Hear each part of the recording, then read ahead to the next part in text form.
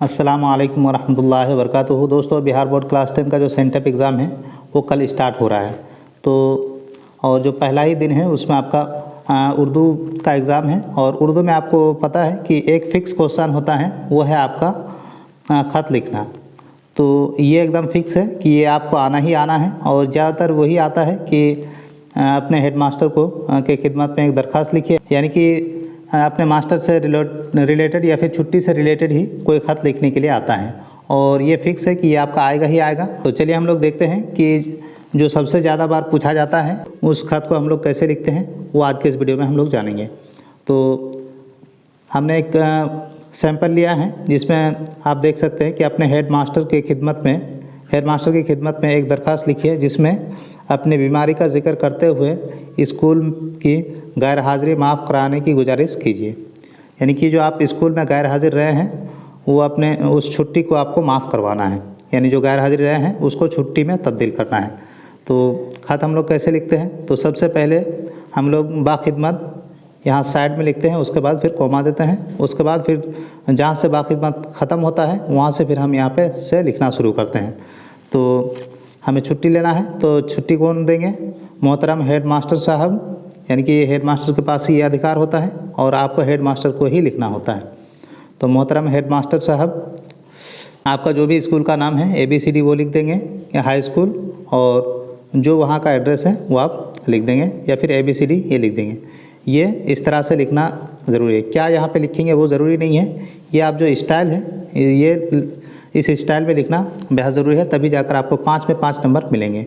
वरना इसमें आपको 5 में 2 नंबर मिल सकते हैं, 5 में 3 नंबर भी मिल सकते हैं। तो बाखिदमत हम यहाँ पे लिखेंगे, उसके बाद जो भी मोहतरम हेड मास्टर साहब, उसके बाद स्कूल, जिस स्कूल में आप पढ़ते हैं उस स्कूल का नाम वो आप यहाँ पे लिखेंगे। उसके बाद आपका मौजू यहाँ पे लिखेंगे, यानी कि आपको जो बाखिदमत लिखा हुआ है उससे भी थोड़ा सा इस साइड आपको मौजू लिखना है, वो आपको यहाँ पे ख़त्म होना चाहिए। उसके बाद फिर आप यहाँ पे लिखेंगे, 2 बिंदा यहाँ पे दे देंगे। उसके बाद गैर हाज़िरी माफ़ कराने की दरख्वास्त यहाँ पे आप लिख देंगे। उसके बाद आप क्या लिखेंगे, उसके बाद यहाँ पे आप अली जनाब लिखेंगे, और फाइनली फिर आप यहाँ से लिखना स्टार्ट करेंगे। तो क्या लिखेंगे, एक सैम्पल के तौर पर मैं आपको बता रहा हूँ कि खिदमत आलिया में मुअद्दबाना गुजारिश है कि मैं गुज़श्ता माह मुसलसल मायादी बुखार में मुब्तला रहा। इस बीमारी और इलाज व मुआजला के दौरान स्कूल में हाज़िरी मुमकिन ना हो सकी, यानी कि इलाज के लिए वो कहीं गया हुआ था, इस वजह से वह गैर हाज़िर रहे हैं और उसका जो हाज़िरी है स्कूल में मुमकिन नहीं था। तो आपका जो भी वक्तव्य रहा हो वो आप लिखेंगे, इसलिए उसके बाद फिर यहाँ से पैराग्राफ चेंज करके यहाँ से लिखेंगे। तो ये थोड़ा सा हटा के लिखेंगे इस साइड से, तो हटा के लिखेंगे पैराग्राफ चेंज करके, इसलिए हुजूर वाला से दस्त व बस्ता अर्ज़ है कि मेरी गैर हाज़िरी माफ़ कर दोबारा स्कूल हाज़िर होने का मौका इनायत फरमाए। आइने नवाजिश व करम होगी। तो ये आपका बॉडी हो गया। इसमें ज़रूरी नहीं है कि जो इस तरह से लिखा गया है उसी तरह से आपको लिखना है। मेन बात ये है कि आपको जो ख़त है वो आपका इस तरह से होना चाहिए। यहाँ पे आप देख सकते हैं सैंपल, यहाँ पे बाखिदमत आप यहाँ पे लिखेंगे, उसके बाद हेड मास्टर साहब का नाम यहाँ पे लिखेंगे, और हेड मास्टर साहब, मोहतरम हेड मास्टर साहब, जो स्कूल का नाम है वो आप स्कूल का नाम यहाँ पे लिख देंगे। उसके बाद फिर आप यहाँ पे मौजू लिखेंगे, और मौजू में जो भी आपका मौजू है, या तो फ़ीस माफ़ कराने के लिए है, या फिर आपका जो भी आपको क्वेश्चन में पूछा जाएगा वो आप यहाँ पे लिख देंगे। तो जैसे इस क्वेश्चन में पूछा गया है कि गैर हाज़िर माफ़ कराने की दरख्वास्त, तो आप यहाँ पे लिख देंगे। उसके बाद फिर आप यहाँ पे लिख देंगे जनाब आली, और उसके बाद फिर आप यहाँ से लिखना शुरू करेंगे जो भी आपका वक्तव्य है।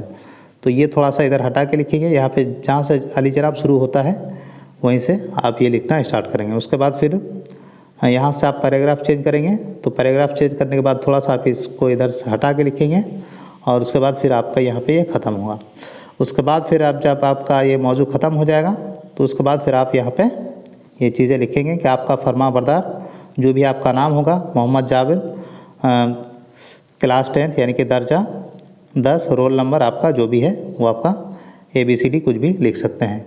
मेन बात ये है कि आपका जो ख़त है वो इस तरह से क्लीन दिखना चाहिए, तभी जाकर आपको जो 5 में 5 नंबर मिलेंगे। या फिर अगर आप अच्छे से नहीं लिखेंगे, अगर इसको हटा के नहीं लिखेंगे, बाखिदमत यहाँ लिख दिए, मोहतरम हेडमास्टर साहब यहाँ से लिखना स्टार्ट कर दिए, तो आपको फिर 5 में से 2 ही नंबर मिलेंगे।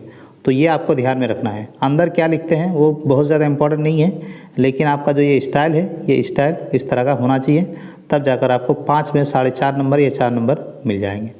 तो आई होप कि आप लोगों को समझ में आ गया होगा कि खत कैसे लिखते हैं। अगर कोई और इम्पोर्टेंट टॉपिक पे आप वीडियो चाहते हैं तो कमेंट सेक्शन में ज़रूर बताइए, उसके ऊपर भी हम लोग वीडियो ज़रूर लेके आएंगे। Thank you so much for watching this video.